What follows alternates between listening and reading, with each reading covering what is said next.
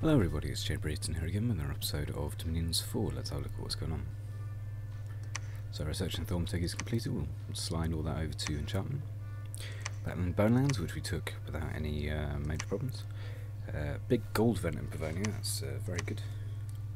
Bunch of gems as well. And we had a cast of Wolf and Winter in this province, which has wiped out the heat scales. I'd assume that's the prelude to another attack by the forces of Niefelheim. So let's change the script a little bit.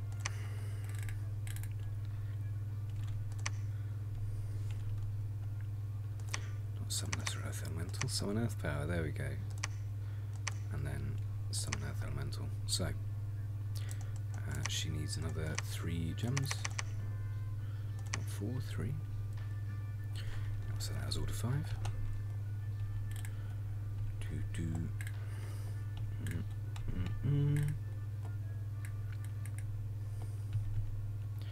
Let's see if we've got the gems to do it.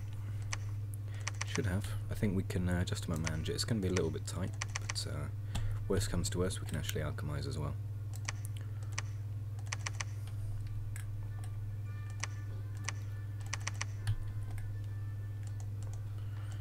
Good old gem allotment, the best part of mid-game Dominions. Right. Yeah, I think we just about got it.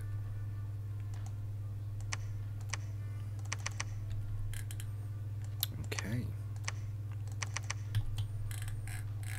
So it's by no means something we can keep up forever, but it's something.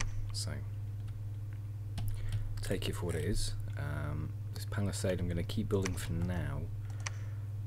The only problem with building a palisade in this province, obviously it produces, well, it means that we get the full resource allotment, which means that if we go into building these sacreds in this province, which I might start now, we are going to have a much easier time recruiting up to the full limit, provided we have the gold, of course. On the negative side, it is going to significantly reduce the effectiveness of the PD, because the moment the province defense is amazing. Loads of Amazons who are all good fighters, and these nightmares who all cause fear. That's very good. Compare that, for example, to Cap 4. Some random monkey crap, and like 9 guys who are somewhat useful at defense 25. We're not even going to get any of them. Well, we'll get 1 or 2, but at defense level 20. So we're just going to have to see how that goes. In this province, I'm going to attack it and try and break the siege at the same turn. This might go okay, this might go disastrously badly. In either case, it may well hold up the attempts of Sauromatia to take the province. I'm also assuming the TC is going to attack this province again. The order in which we kind of sally and attack is going to be random. Hopefully we'll be able to do it. I don't really mind losing this province 1 turn, because these guys can go back in and take it, and then once they arrive, we're going to have enough mages and priests to probably be able to push them back, unless they're using a significant amount of mages and gems. But that's rather by the by. Over in our capital, I'm going to build some more Ivana Archer that I said I was never going to build, and go for a.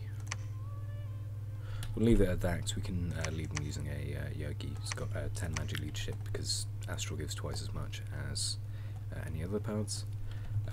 Eventually, next level of conjuration, construction rather, we're going to be able to forge crowns of command, which are a very useful item that gives any leader increased leadership for one thing. And also some magic and undead leadership, so random guys like this commander, who I'm not really sure why he's on the fort, I've forgotten over time, but this guy with Crown of Command is going to be able to lead some of our magic being units, which is going to be quite helpful. This guy over here, I'm going to move to that province and search it. And this guy, I guess I'll move back to the capital, get him ready for moving out alongside the alongside the Ivana archers. You know, given we've got quite a lot of gold, get a couple of Bandar swordsmen as well, just to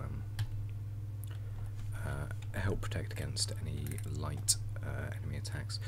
Fomori hasn't built any PD. If they continue to not build PD over here, we'll see what goes on. I might think about trying to nab a province or two from them just to teach my lesson about that.